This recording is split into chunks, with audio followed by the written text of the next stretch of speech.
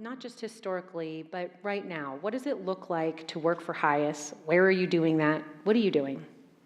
Yeah, thank you. And thank you everyone for coming and to the Skirball for welcoming me. It's a really important and critical time for these conversations, even though it's not a very easy time in our world for the people that we serve. So HIAS is the oldest Jewish refugee organization that exists. Many people in this room and well beyond this room can probably trace their lineage to HIAS. It has been serving Jewish refugees for the last 120 to 160 years, depending upon who you ask. There are many historians who have debated this. Nowadays, we work in 14 countries, including the United States, and we serve immigrants, refugees, asylum seekers. We do direct services, legal services, social services, mental health services for all of the folks that we work alongside. And we work with Jews, with non-Jews, with all vulnerable, displaced people. And as in your beautiful intro you said, HIAS is one of the resettlement agencies that has brought refugees of all religions, backgrounds, and faiths to the United States over the course of the last 50 years. And that includes Soviet Jews who arrived here in the 1990s. Most of Tehrangeles can trace their Jewish roots to having been resettled by HIAS. We ran the only program available for religious minorities coming out of Iran that included Iranian Jews. And we do a lot of advocacy nowadays, a lot of loud mouthing on behalf of the people that we serve now. And researching your work, I learned that the structure of government-funded resettlement in the United States was really formed in partnership with HIAS to assist Vietnamese refugees, which I didn't know before. And so it's really the model on which so much other work is built, which is an incredible legacy to hold as well. Yeah, I always say that refugee resettlement is not an easy elevator pitch unless the building has about 100 floors.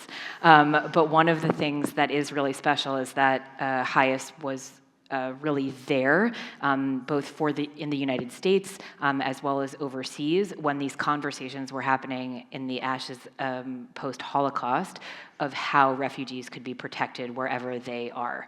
And so we consider ourselves sort of safeguarders of that legacy, not only for Jews, but for everyone who's found themselves in need of fleeing to find safety. Yeah, so that's sort of how HIAS comes into the modern work of immigrant service. How do you, Beth, come into this work? Walk us through a little bit of how you came to this position. Sure, yeah, and it's actually honestly a privilege to sit alongside a fellow female president and CEO. It's a rarity in my life and in our work, hopefully getting a little bit less rare nowadays.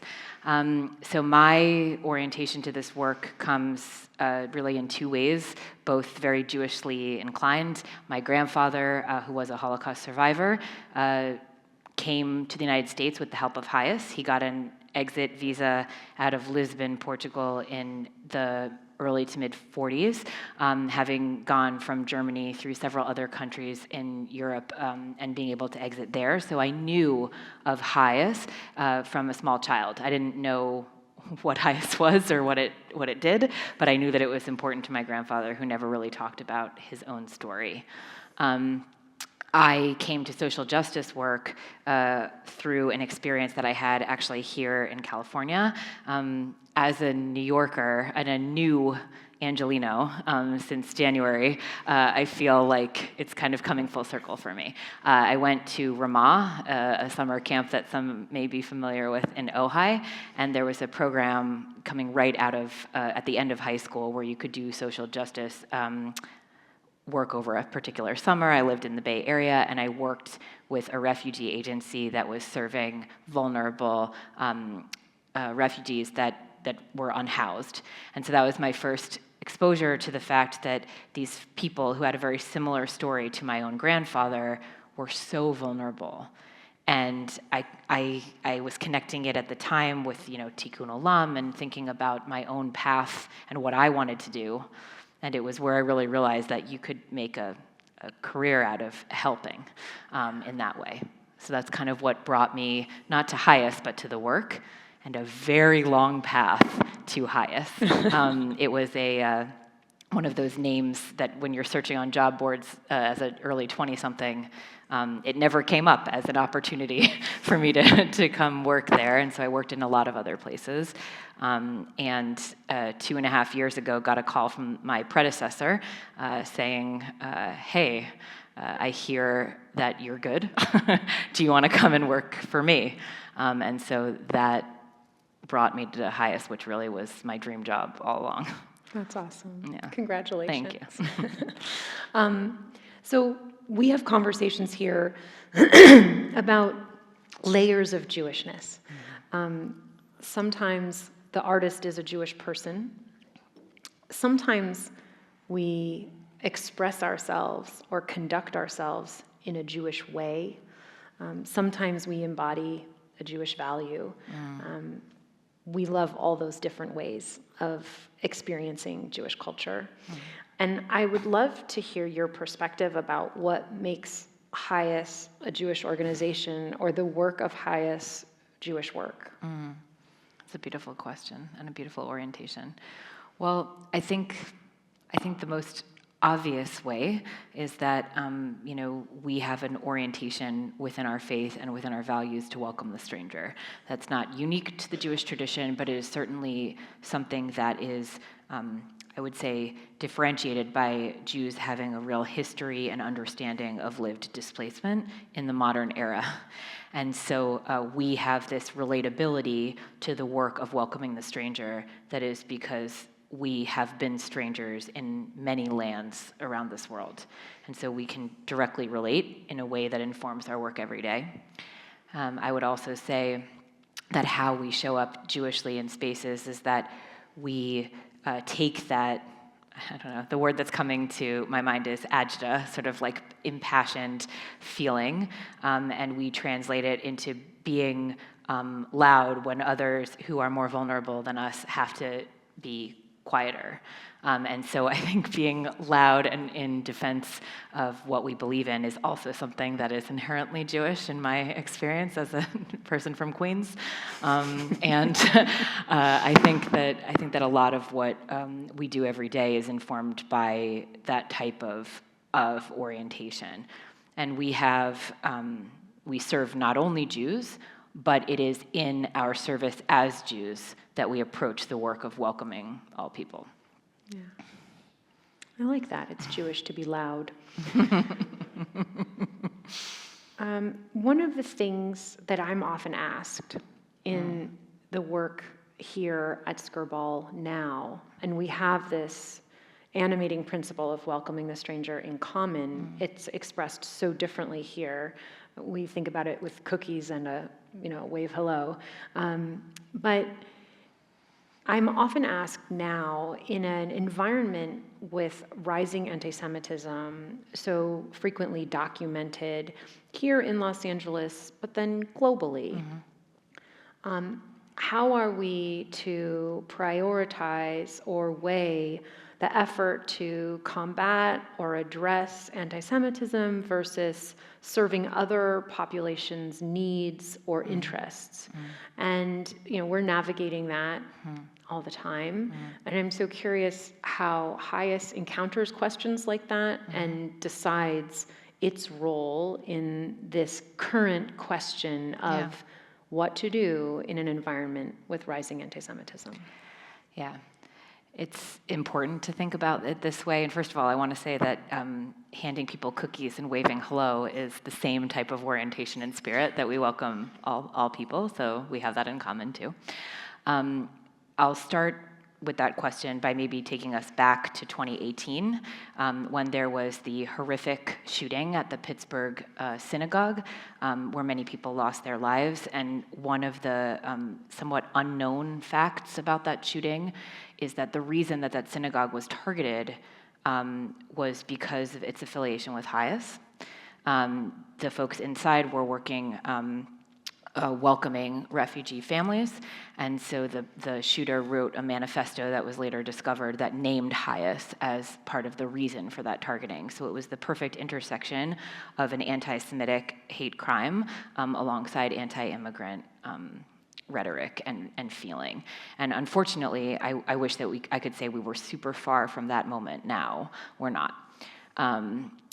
And I think we think about this in two ways. We really see combating anti-Semitism as essential, especially in this moment, but always, and its connection to hate that is broader. It's almost sort of like the original hate in many ways, and as integral to our responsibility.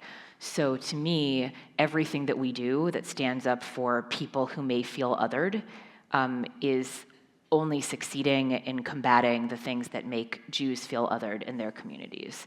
Right now, there's a definite divide that I really, really hope doesn't last forever around this orientation that you can either care about that or care about this other thing, and you can't care about both of them at the same time. To me, it's essential that you care about both of them at the same time, because we all live in the same communities, in the same kind of mixed experiences with the similar impacts of policies and similar impacts when hate goes unchecked.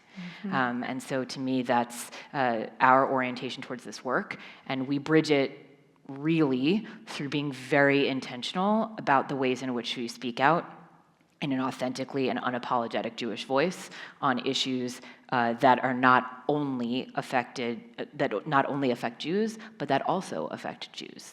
And to me, that's part of this. Mm-hmm. Mm-hmm. One of my secret agenda, it is officially not a secret, is that I am frustrated when I hear a national analysis or national expert opinion, usually coming from New York or DC, about anything, and it's so obvious in what they say that they don't know anything about Los Angeles. I think this city and our community is as much of a life force of the future of our country and the world as any other place, and maybe more so than some. And I feel like we're not present in a lot of these conversations, and we have a lot to offer. It is with that secret, not secret agenda that I say, it's amazing that you have relocated the office of the president and CEO of HIAS to Los Angeles. I think it's a great decision. I think it belongs here. I have my own opinions. But I would love to hear why that made sense for your organization at this time. That was a really good preamble, and as I've identified already as a New Yorker, I feel somewhat vulnerable. But I think, first of all, I really love LA. I have to say I've been here for 6 months. In a week it will be 6 months. And it's been quite a learning curve. But one of the things that I've encountered personally is sort of the same thing that I have encountered professionally, which is that there's like an energy and an understanding and a natural affinity towards all of the things that I've ever cared about in one place that, of course, I can also find in New York, but very differently here.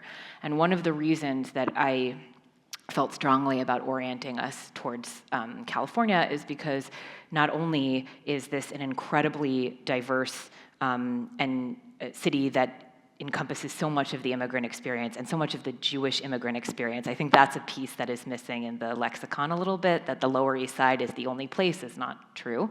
And I think that's been a part of this, but also because the front lines of the creative and innovative collaborative space between refugee organizations, between immigration and legal service organizations, between folks working with asylum seekers, with undocumented people, with all types of marginalized folks is here. It was a ground zero for ICE, Immigration and Customs Enforcement's sort of first foray into communities prior to what we saw in Minneapolis. And there's an energy here that is unapologetically immigrant. And to me, that feels essential to the future of the HIAS story, but also to the future of the fight that we have on our hands in this country to remind people that the entire country's story is the immigrant experience. So that's a lot of the reason why. And maybe the beach. And the beach. We can be unapologetic about all of it. That's right. That's fair. Yes. So You mentioned already a year ago, ICE action in Los Angeles sort of starts a wave of a different approach to immigration law enforcement. I'd love to hear, I was reading about you and reading all the press about you preparing for today, and every single one of them, it starts with a sentence that says, our most challenging time. So behind that, could you help get us oriented to what you see as the environment in which you are leading and working? What are the sort of core challenges of immigrant assistance right now? Yeah, so you've probably read a lot of frustrated and angry press statements if you've read a lot of the press lately. It's a really challenging time. I've been in this work for 25 years, and by far the last year and a half has been, I hate to use the word unprecedented because it's starting to lose its meaning, but truly. The things that we have felt in this sector that were red lines or things that wouldn't be crossed, they no longer exist in the same way that they did a year and a half ago. I would say that the core challenges, and maybe just a level set, when I'm talking about this, about all immigrants. So refugees have a different status from asylum seekers, from undocumented people, from immigrants who get here through another pathway. But the truth of the environment at the moment that is our core challenge is that none of those people feel safe. We've had rulings as more recent as earlier today related to immigration and customs enforcement, related to provisions of green cards and permanent residence, and what it means to be American, and at the very least of what it means to be allowed to remain in America. So a core challenge is that the safety of status of paper is not the same as it was a year and a half ago. The second is that there's a targeting, I will be as bold as to say that, by the US government of organizations that align and assist with people who are vulnerable, with people who have immigration cases that are making their way through court, with people who have come the right way, who have come through a variety of pathways, and the organizations assisting them are being targeted. And that is unprecedented as well. And then I would say the third thing is that in the first Trump administration, we saw a different tactic. In order to challenge the domestic policy of wanting to remain hard on immigration enforcement, whatever that means, they funded a lot of work overseas to keep people from moving. So they would fund a lot of foreign assistance in countries in Africa and in South America and along the Latin American corridor to try and keep people where they were. If they could remain safe there, they wouldn't be tempted to come to the US border. That is no longer the case. USAID being dismantled very quickly showed an agenda that said, we don't care about you abroad, we also don't care about you here, and we will make it known through our actions that any organization trying to assist people in either area will be vulnerable because of these funding cuts and sort of the weaponization of funding, and changing the narrative of what it means for the US to be sort of a leader in assisting people vulnerable around the world. And that's scratching the surface of what's challenging at the moment, but those are sort of the core buckets that I think about right now. I want to share something you told me in our prep conversation that's really stuck with me. I went home and told my husband last night this, when he was saying, oh, what are you doing at work tomorrow? This was my answer. So something Beth explained, or a way that she described the shift, is that you described these red lines that used to exist and now have been trodden. And she described there were some types of immigrant status, refugee, asylum seeker, visa holder, that maintained a durable protection. She used this word of durability to describe the experience of living in America with one of those identifiers, with that type of legal documentation. And then there were other immigrant populations who lacked that durable protection. They might have had temporary protection or felt completely vulnerable depending on their status. But that was one of those red lines.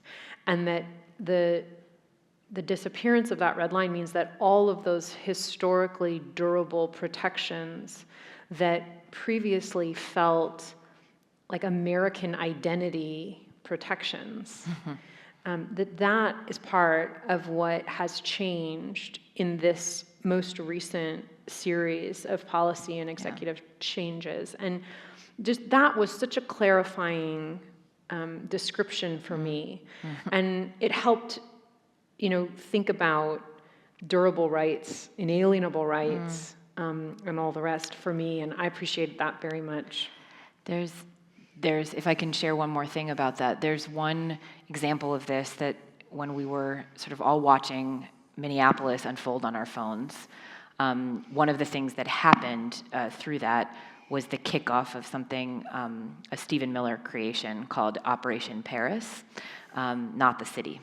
And it essentially stood for looking at refugees to be re-interviewed. So the ultimate sort of durable status of coming to the US as a refugee, getting a green card within a year, and then becoming a citizen within several years.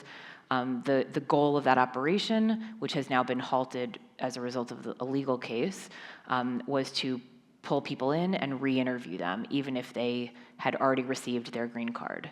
And so we had some clients taken from Minnesota, shipped to Dilley in Texas, re-interviewed, and then we didn't have anyone removed as a result of that, but this re-traumatization of a conversation about the worst period of their life that they've ever lived through in order to prove that they had a credible fear of persecution to meet that refugee definition was repeated over and over and over again until this legal case came in and is under temporary restraining order right now. But it will come back, and so the ultimate experience of not having durable status is to have gone through years of vetting abroad, enter with the help of the US government directly as a partner, and then be brought to somewhere where you can have to tell your story again to prove that all of that was real. Yeah. And then I wondered if you could elaborate. You talked about those aid organizations like HIAS also being made to feel newly vulnerable as part of the change that you're experiencing right now. And I just wonder, can you give an example or two of what that looks like? How can an organization be made to feel vulnerable? Yeah, we have a very recent example, unfortunately. A few weeks ago, there was a list, like a memo that was released in the press that came from the Office of Management, from the White House to the Office of Management and Budget in DC. I know we're all falling asleep with the mention of Office of Management and Budget, but there were 49 agencies on this list. HIAS was one of them, and it was the only Jewish organization on the list. The agencies ranged from small to big. Some helped immigrants, some did overseas aid. It was a very smattering of different types of organizations with no real through line. And the White House asking OMB, we need information on every single federal contract that these organizations have held over the course of the last 3 years. No reason for the 3-year timeline, nothing. And of course, the organizations can do nothing because this is a government-to-government request. So in theory, they all should already have that information because this is the same government. But it is an intimidation tactic that then causes the organizations, the funding departments to scramble. They look for the grant contracts. We don't get any advice about what we should do or not do. And we don't have any idea what gets you on a list. But anyone knows in Jewish history, certainly, lists are not good. And being on a list in this way instills fear in organizations that are helping immigrants. We have developed, over the course of the last several years since Pittsburgh, a resilience when it comes to facing this fear, but a lot of the organizations on that list are small. Some are local to California. Some reached out to HIAS to say, like, what is it that you do when you see this? Like, do you panic? Do you call a lawyer? What do you do? And so that's one of the ways. There's an ambiguity about what the government wants to know about you, about its own funding, that is new, and that can make you scared. So it's sort of like Doge Part 2. Yeah. I appreciate you sharing. One news story and one policy change that stands in contrast to some of the other actions and changes you've described is the welcoming and encouragement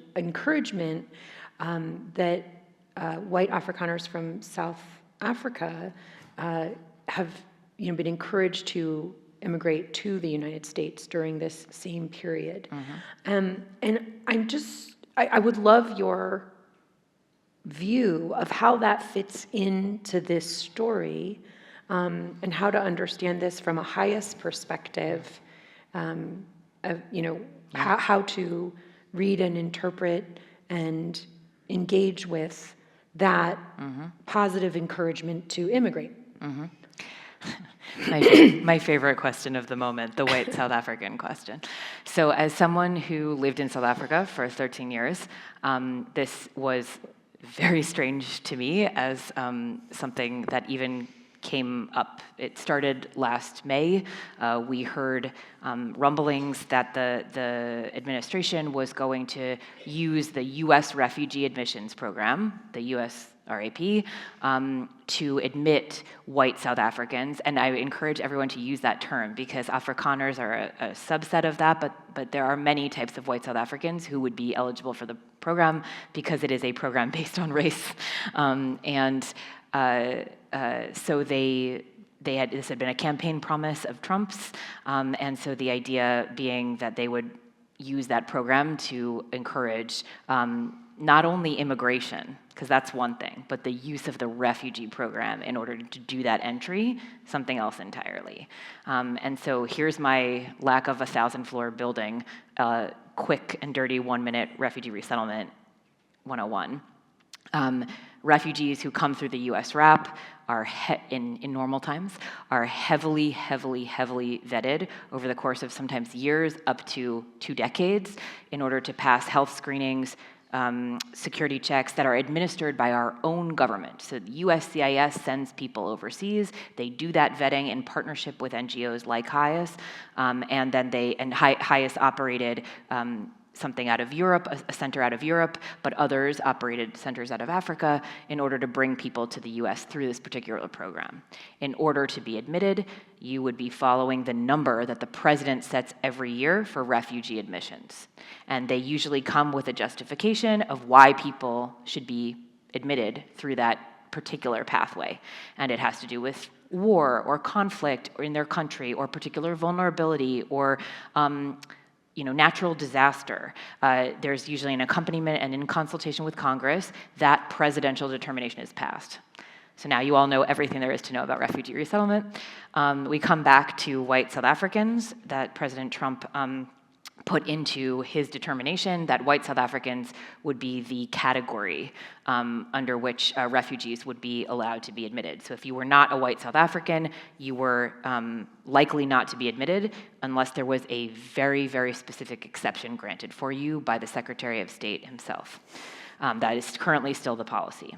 So resettlement agencies like HIAS were serving thousands of refugees who had already gotten here, up to 7,500 people for HIAS, Afghans, Ukrainians, Sudanese, lots of different nationalities.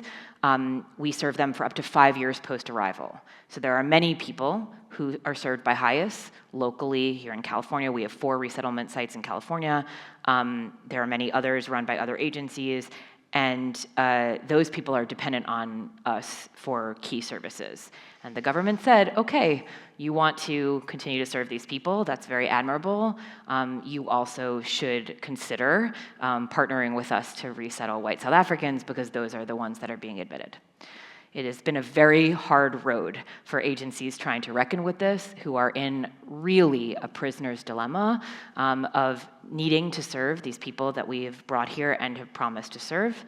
And recognizing the very challenging situation that we're in, that many white South Africans don't necessarily fit the refugee definition, and we only want to serve people who meet the refugee definition. So HIAS has taken a very nuanced stance to this. We have resettled very, very few white South Africans over the course of the last year, and we've made that decision intentionally because we are serving 8,100 other nationalities and people who are vulnerable, and we've managed to walk that line.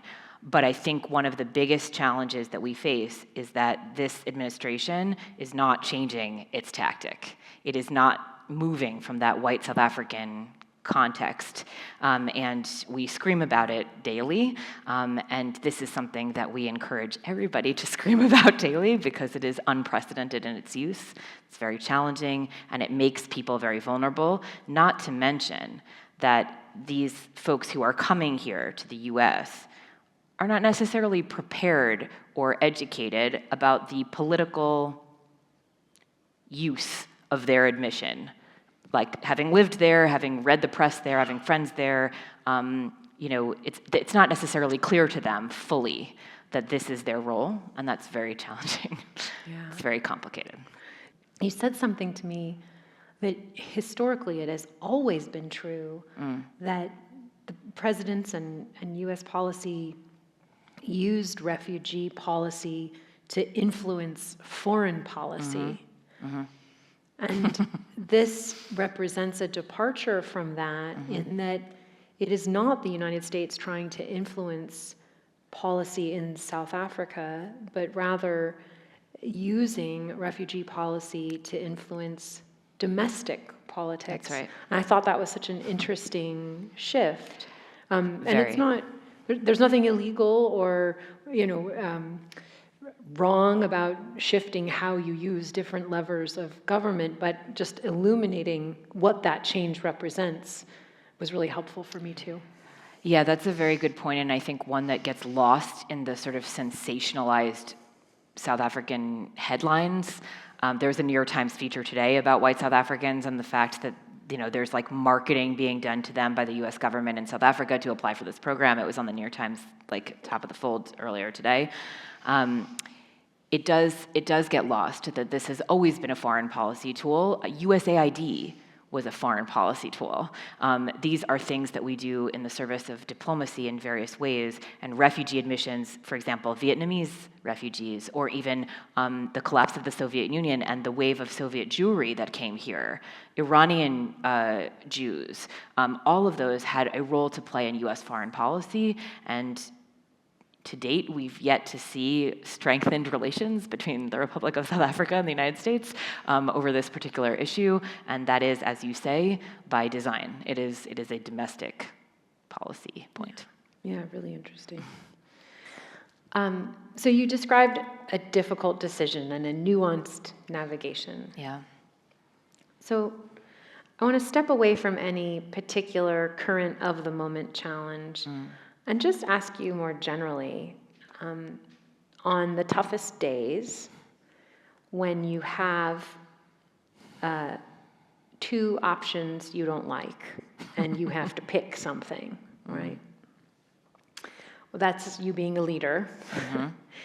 And I'm curious, what do you rely on to guide those decisions, values, lessons learned?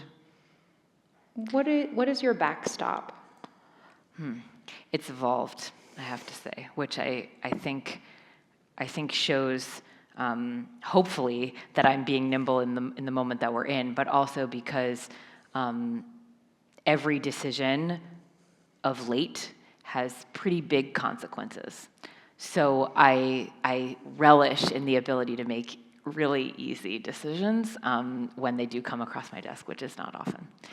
I don't make decisions alone.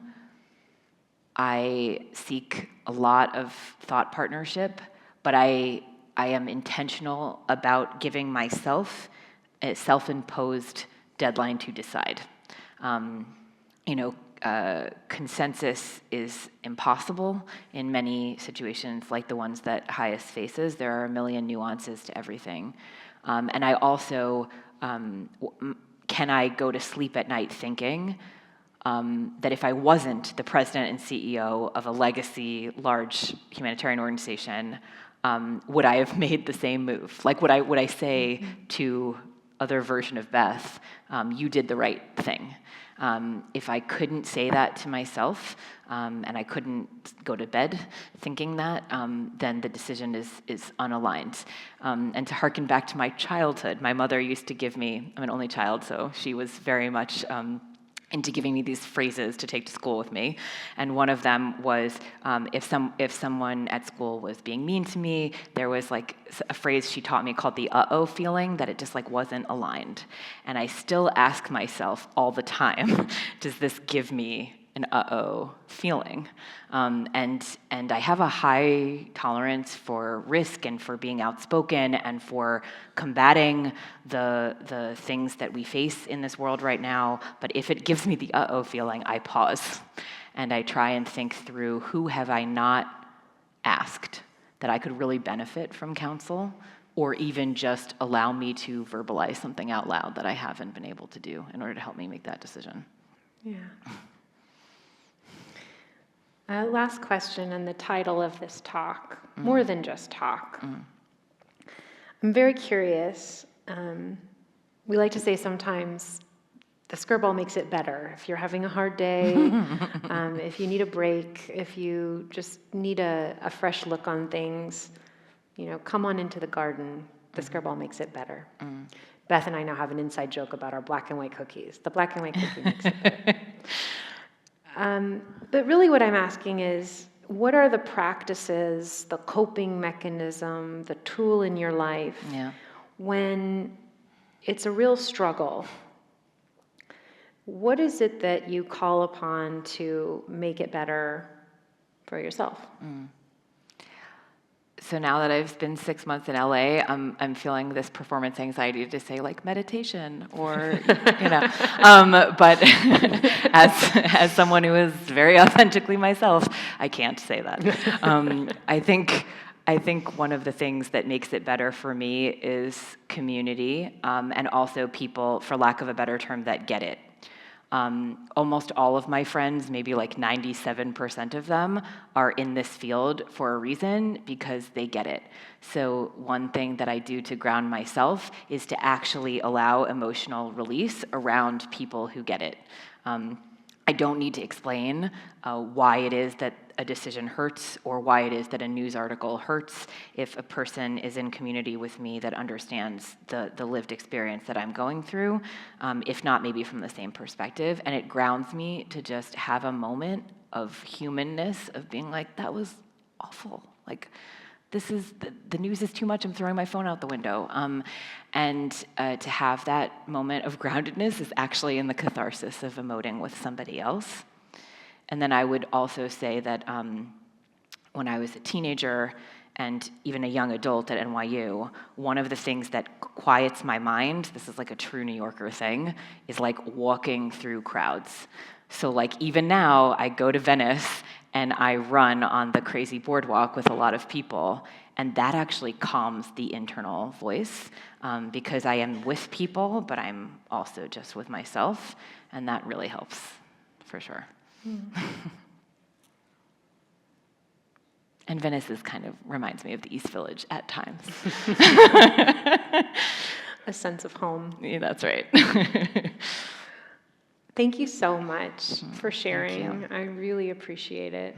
And I want to just share back with you all before we conclude a few things that really stood out to me. And then we have dessert set up. We can all relax for a moment together. And I know that Beth would love to hear some things that stood out to you. And we have plenty of time for continued conversation, questions, and community. We are your 97%. Wonderful. So, 100 stories tall, this story. It begins in the ashes of the Holocaust. You are on a long and curving road through a career of service in your dream job. Not only Jews, but also Jews. There's an energy here. We are on the ground. There is collaboration, and we are unapologetically immigrant. Does this give me the uh-oh feeling? And a walk alone in a crowd. Thank you for being more than just talk. And thank you all for joining us. Thank you. Thank you so much.